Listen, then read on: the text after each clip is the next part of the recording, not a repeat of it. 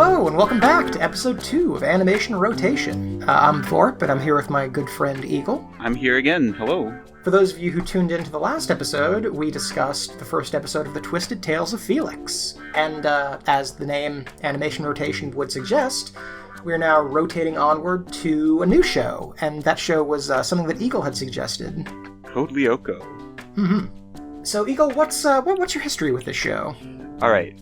So, I used to watch this show when I would come home from school, because on Cartoon Network they had Funami, yes?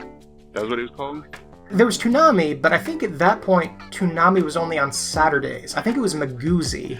Yeah, it was Maguzi. I remember, because Maguzi had like some kind of weird green monster something. Yeah, there were all those like aliens under the sea. And then I so distinctly remember getting so mad about this when I was a kid. They had a contest on Maguzi to design a new alien, and kids would send in, their drawings of these alien ideas, and the alien that won was so obviously just a Yokian from the Jimmy Neutron movie. And, me as a dumb 10-year-old, I got really, really upset at that, because it's like, this is just a Yokian! This dumbass kid just sent in a picture of a Yokian, and now they made a CG model of it and put him in the bumpers. I hate it! And his name was even Yoke. Oh my god. Uh-huh. So it wasn't even just like it just looks like it. No, it literally is just a Yokian. Yeah, except instead of the two eye stalks, it just had a face in the yoke. Oh. 12-year-old me got so upsetty about that. So back onto the history. Every day after coming home from school, I would go to Cartoon Network and watch the Maguzi block, and there'd be Yu-Gi-Oh! GX. Didn't really care too much about Yu-Gi-Oh!, but I'd sit through it because afterwards would be Code Lyoko, which I personally watched because I thought, oh man, this is really cool.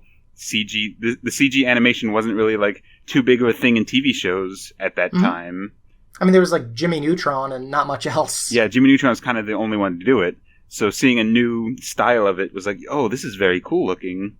Mm-hmm. Especially the blend of CG and 2D, because I was watching a lot of the Kirby anime at that point, which kind of did a similar thing, but that was more okay, some characters are 2D and some characters are CG. But this kind of took the interesting approach of no, there's a 2D world and there's a CG world. Yeah.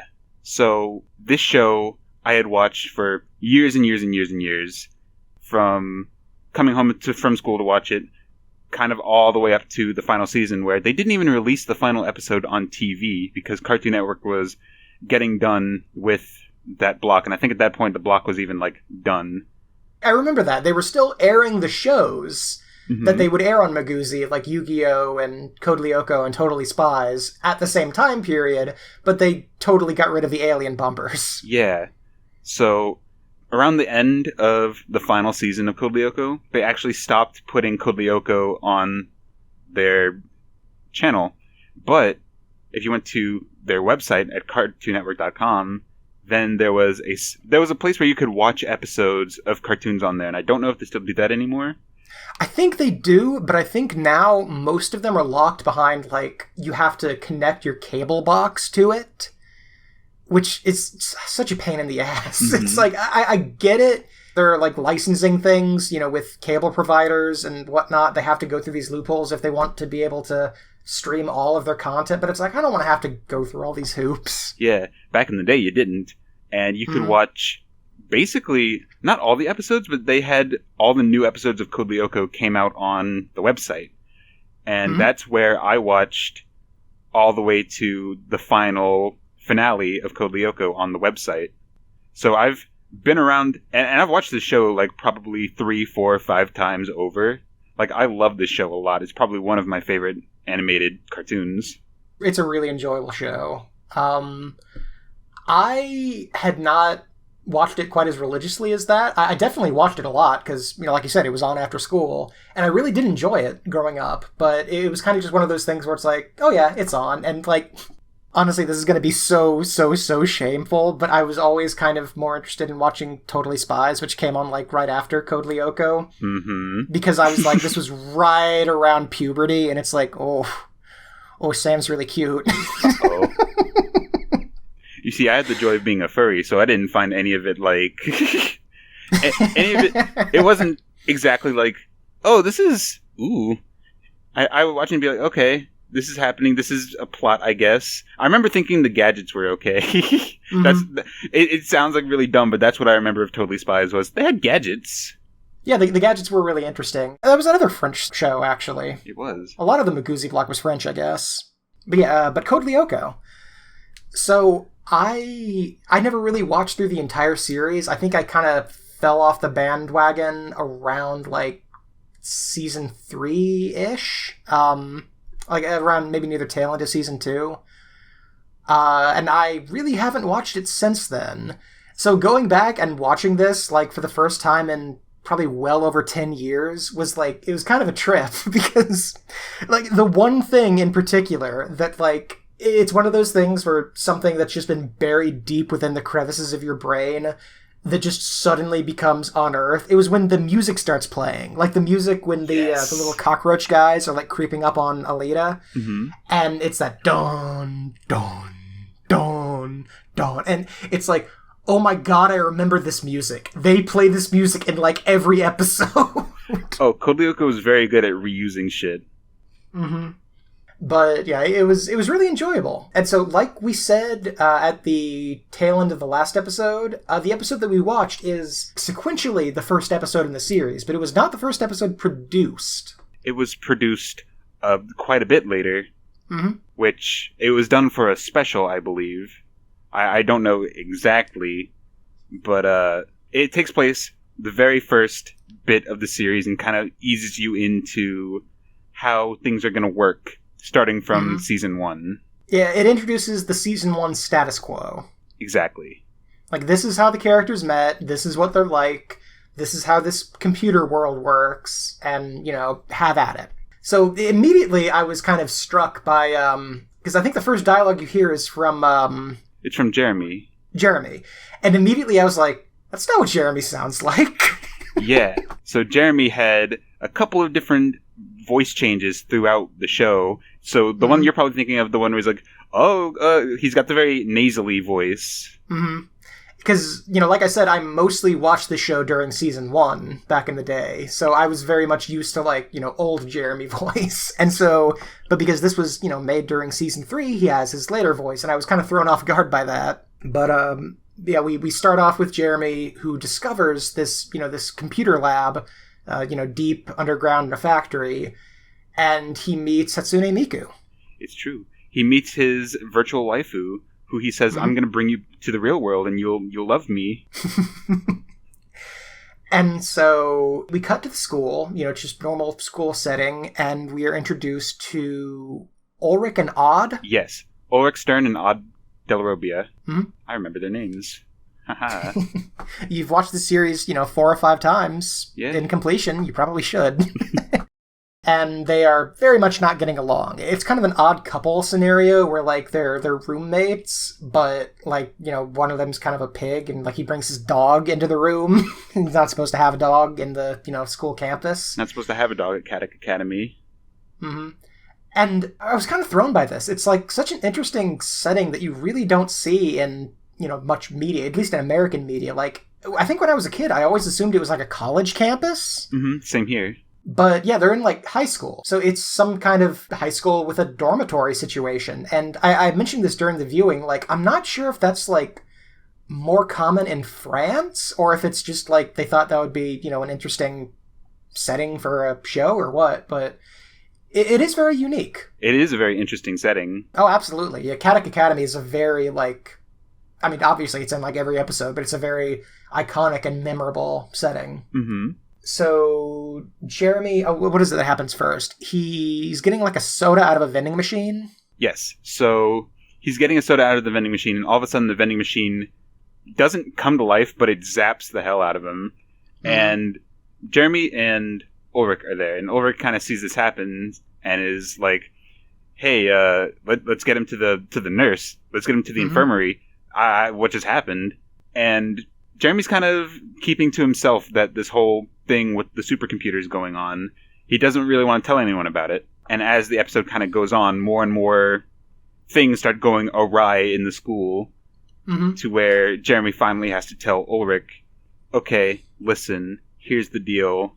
there's this computer in this factory that has this girl in it, and I really want to do things with this pink-haired girl.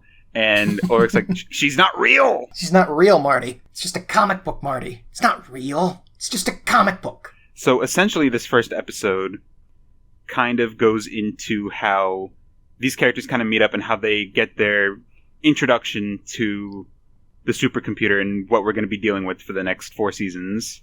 Mm-hmm. So Odd and Sissy kind of bumble into the factory because Jeremy finds this digitizer that he thinks will turn flesh and blood into, code and put them in this virtual world. So they need a test subject, so Ulrich offers to basically kidnap Odd's dog and just stick him in the machine. But Odd, who is asleep, wakes up and starts chasing after him because he's like, hey dude, what are you doing with my dog? And then Sissy kind of gets in on that because she's really trying to bang Ulrich. And she's like, hey, what's Ulrich doing? And there's a really funny gag where she's like, I know that there must be another girl behind this. And Odd's like, oh no, he's not with a girl. It's just with my dog. And then she passes out. She has a moment of, So they wander into this base, and they end up getting digitized. And Ulrich ends up with, he turns into a samurai, and Odd turns into a furry. He turns into a big purple cat. Mm-hmm. And Jeremy explains that the supercomputer must read into your deepest desire and put it onto your virtual form. He's like, my deepest desire isn't a big purple cat. I don't know, Odd. I don't know, is there something you're not telling us? So, in this first episode, they kind of get introduced to the virtual world, and not a whole lot happens in the first half. It's explaining that they can go to the virtual world, and that things exist in there, and that things from the virtual world are messing up things in the real world. And meanwhile, there's also the character of Yumi, who is introduced as a sparring partner for Ulrich. With, what's the gym teacher's name? Jim. His name's just Jim? He's the gym teacher, and his name is Jim. It's Jim. That's good. He's the best character in the series, I'm telling you. That is, one of my most distinct memories is Jim being really funny.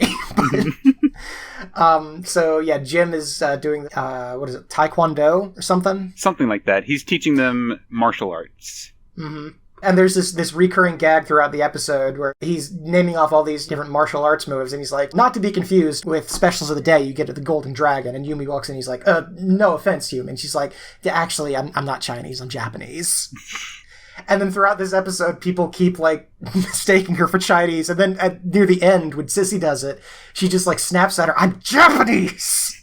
That's more or less all of the first part, and because it's a 2-part special. Yes. So we just decided to, watch the whole thing. It's it's one continuous story, so why not? In the second part, things are starting to heat up a little bit. It's going from, touching the Coke machine and getting zapped to this big ball of electricity is now kind of floating around the school and is zapping people. And so Jeremy, Ulrich, and Odd kind of say, okay, we need to figure out what's going on here. And Jeremy's been looking at his computer all day, and he's been trying to figure out a way to get Aelita out so that they can turn off the supercomputer, because they know that whatever's happening is because he turned on that supercomputer. And there's this whole morality of, do they turn off this supercomputer and kill Aelita and keep everyone safe, or do they endanger everyone's lives to save another? Once the episode was over, I was like, man, that's kind of fucked up, isn't it? That they just, decide that this one person's life is more valuable than the lives of everyone else. Because, spoilers, things get really dangerous as the series progresses. X.A.N.A gets, again, spoilers, that's what this, malevolent presence in the computer is called. It's X.A.N.A. And, his attacks on the real world become increasingly deadly. And it's kind of fucked up that they just decide that Hatsune Miku over here, her life is more valuable than everyone else on this campus. And it's okay to endanger their lives if it means potentially saving hers. It's honestly a lot like that thought experiment with the train tracks. It's like, okay, there's a train that's going to barrel over your best friend, but you can change the track and so that it goes over 5 people who you don't know. And so what do? Do you take action and cause 5 people to die, or do you, through inaction, let one person you care about die? Mm-hmm. It's basically that thought experiment turned into a children's series. And it's so good. It's really good. It's a much more complex moral dilemma than you would expect for a show, aimed at this demographic. And I think it's kind of downplayed after season 1, but at least throughout season 1, that is more or less the crux of the conflict, is the risk and reward of, saving Aelita versus endangering everyone else. It's actually still the plot in season 2 as well, but just kind of changed up a little bit. I won't spoil too much of anything because I want to... It'll be fresh for when you watch it. Mm-hmm. But season 1 and season 2 are not that different in terms of the overall save Aelita or put people in danger. Mm-hmm. But there's another element added to it once we get to season 2. Mm-hmm. You'd mentioned that because this one was animated later on in the show's development, the animation had improved quite a bit compared to the season 1 stuff, especially the CG stuff. Yes, so you could probably tell when we were watching the CG stuff, all the colors were very bright and very everything looked very good. It was very bright, it was very colorful. Things looked interesting. Mm-hmm. Once we get to season 1, episode 1 with Teddy Bear Godzilla, we're going to see the CG animation looks very, not muddy, but the colors are very saturated. They're very kind of grayish. When they're in an area, there's a lot of the color reflecting off of them because they have such pale skin. So when they're off in the ice area, they're very blue looking, and when they're in the forest area, they're very kind of muddy green looking. But the CG in this was actually I was kind of shocked at how well it held up, considering it's from 2006, something like that. Something like that. Yeah, it's especially on a TV budget. This looks pretty damn good. You mentioned that obviously they were able to reuse set pieces, which I'm sure kept the costs down. Mm-hmm. Because there are really only, a small handful of quote-unquote worlds that they visit. It's not like they reanimate, they remodel the set pieces every time. Every time they visit, there are these specific landmarks, there are these specific areas of these worlds. Yes. There are 4 different areas in the world, and each one is fully modeled as its own expansive area that has its own places and its own landmarks of different areas that are little sections of the land. And it definitely does, once you kind of start watching the show, you'll see a part of it that they go back to that you're oh yeah, I remember this from another episode, because it's all the same world. One of the most interesting set pieces in this episode was when they went to that ice cave in the ice world that had a big pool of water with little ice flows floating on it. That water looks shockingly good for, a television budget show from this time. That was some damn fine looking water. They did a really good job on the stuff in this show. The little ripples when they stepped on the ice flows, just all of that looked really naturalistic and nice. Mm-hmm. And when they stepped on the ice flow, and the ice flow kind of wobbled woo, as if it was floating on water. There was a really funny little visual gag with the little cockroach guys when they're chasing after Aelita, and they're just kind of, awkwardly hopping from one flow to another. And then they both hop onto one, and it kind of teeters like a little seesaw. And then it flips over upside down, and one of them just barely manages to hop off, but the other one gets submerged. The other one, his little button for shooting lasers, just starts to glow up, and then under the water. And I don't think we got to see too much of it in the episode, but what she jumped into was actually this humongous ice slide. That we're going to see more of in season 1. I believe it happens a couple times in season 1. That's such an interesting idea. Obviously a lot of shows do this, where they have, reusing the same settings over and over again, just for obvious reasons. But it's so interesting to me that, they really never go to any new areas in Code Lyoko. It gives the, the settings a very, I don't know if familiar is the right word, but it's very... I'm not saying this in a negative way. It's honestly kind of cool. It's you get really acclimated to these areas. You get really acclimated, not just to the virtual world, but also to the school itself. Because the school also stays very much the same. Mm-hmm. I think each area gets maybe 1 or 2 new things. I won't spoil what they are, but they will each get stuff added to them. But everything basically from season 1 of the 4 areas stays pretty much exactly the same. But continuing on with part 2 of the special. Oh, yes. There's the electrical ball that's kind of going around the school, and it zaps Sissy. She gets sent to the infirmary. And Ulrich and Yumi are sparring, and they see it again. And Ulrich's like, we got to get out of here. Takes Yumi with her and calls up Jeremy. And meanwhile, Jeremy is getting to Ulrich and says, hey, we need to go to the factory right now because there's a... And then Ulrich is like, a big electrical ball monster. How did you know? It just tried to kill us. So they all go to the factory, and Jeremy tells them, okay, I think what we have to do is we have to get Aelita into the Red Tower, or they call her Maya, because they don't know her name yet. I even posited when they introduced that, I'm like, oh, was this animated in Maya? Is that meant to be a cute nod to that?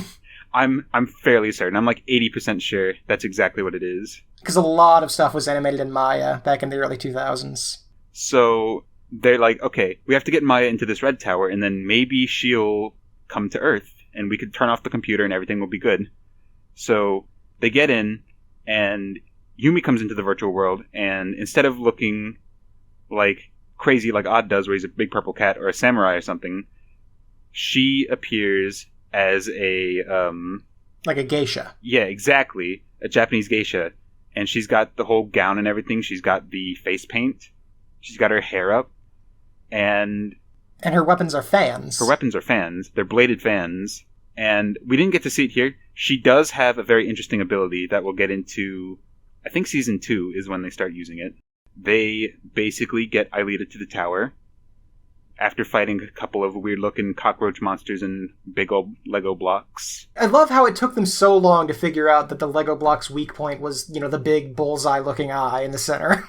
It takes them a little bit, but they do eventually realize that you have to hit the target to destroy the monster. They get Aelita in, and before they're able to get her in, they're all kind of like getting wiped out by these monsters that look like crabs. And it's basically just Yumi and Aelita left.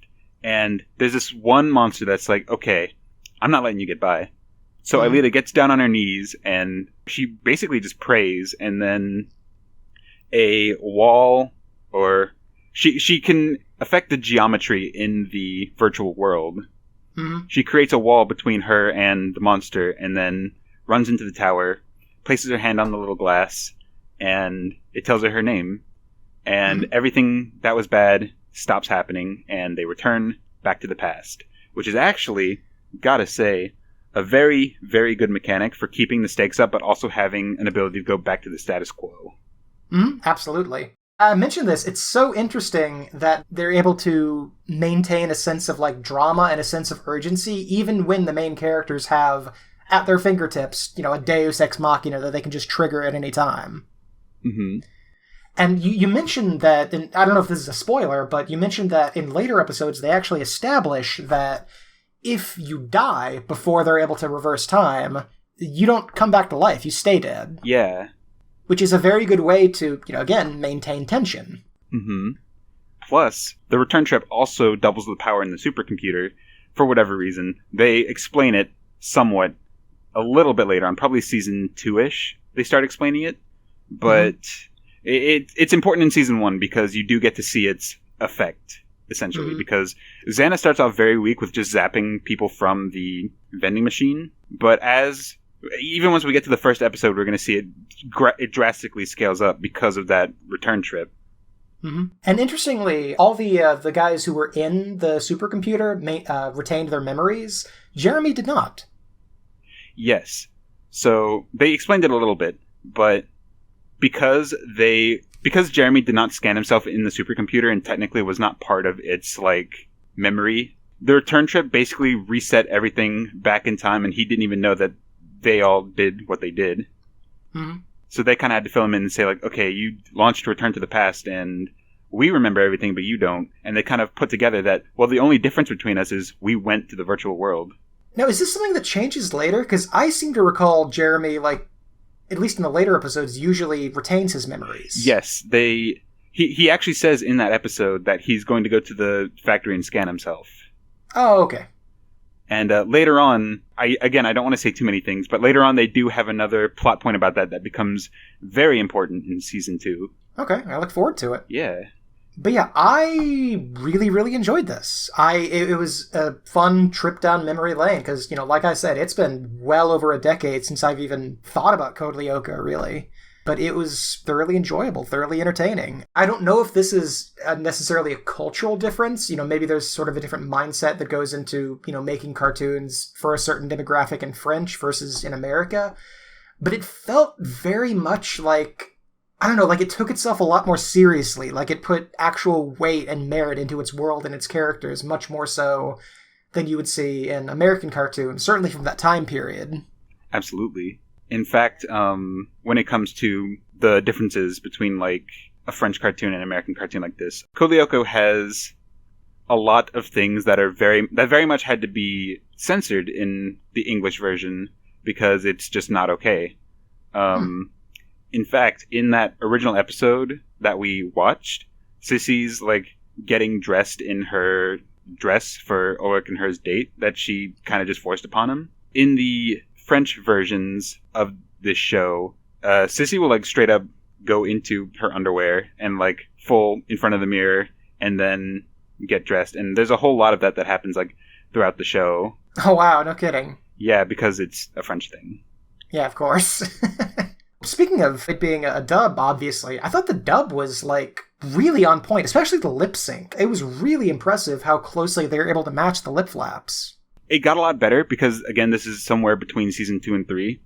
It got a lot better during this portion because when we go and watch episode 1, you're going to see it and be like, oh, ooh. It's like those old martial arts movies. Pretty much. They're going to start talking and their mouth won't move until like a little bit later. Or they're going to be making like an O noise and their mouth is like closed. Of course. I really, really did enjoy this. I'm really looking forward to watching through the rest of the series. And thank you for recommending this. Of course. This series, as opposed to our Felix one, this series is very much plot-oriented.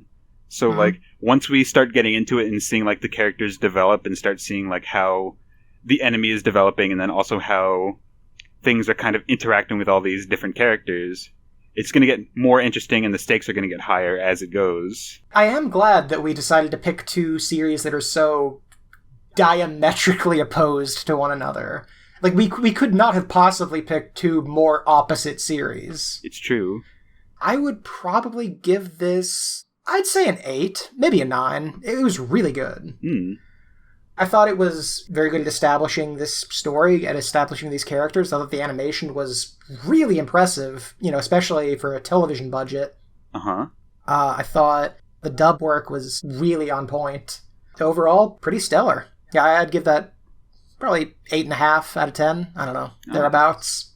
That's pretty good. I was going to say I would give it probably a 7 out of 10, but just because I have watched this series so many times, I know that there's going to be some amazing stuff coming later, and this just kind of barely scratches the surface of it, but it's not bad. It's still very, very good. It's a very good introduction to the show, but I will say that the little bit that it does lose is that it is kind of setting your expectations high for season 1, because when we get into season 1, it's going to feel very much like a Monster of the Week kind of show. That is something that I really do distinctly remember, is that, especially the first season, it was very much just like, what monster is Santa going to summon this time? Exactly. Oh, and I will say, speaking of Xana, we didn't really bring this up, but I did feel like the end of the episode was a bit of a cop-out. Like, after they go back in time and they fill Jeremy in on the situation, it just kind of goes into Jeremy's narrating things and, like, showing a long panning shot of Lyoko.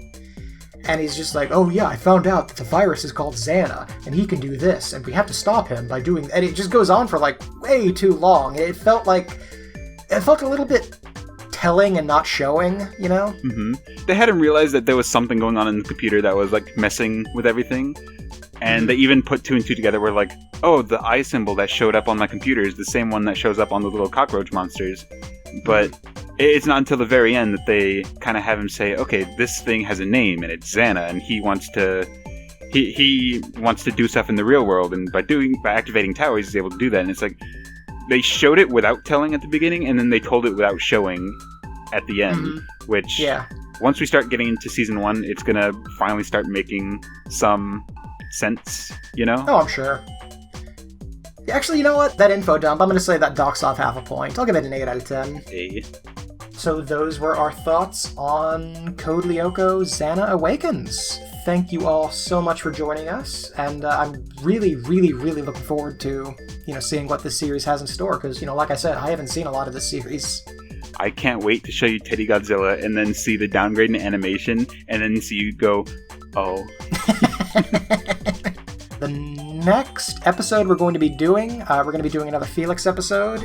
It is the Sludge King and Mars Needs Felix. Oh. We will be back in probably a week or so to give you our thoughts on Twisted Tales of Felix Episode 2. I have been Vorp.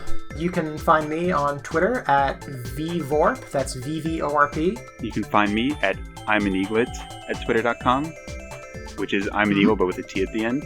And do keep in mind that our Twitters are very much not safe for work. If you're under 18, do not follow. Mm-hmm. It is for 18 and up only. So we will see you all next episode with Twisted Tales of Felix, Episode 2. See y'all later. Mm-hmm. Bye.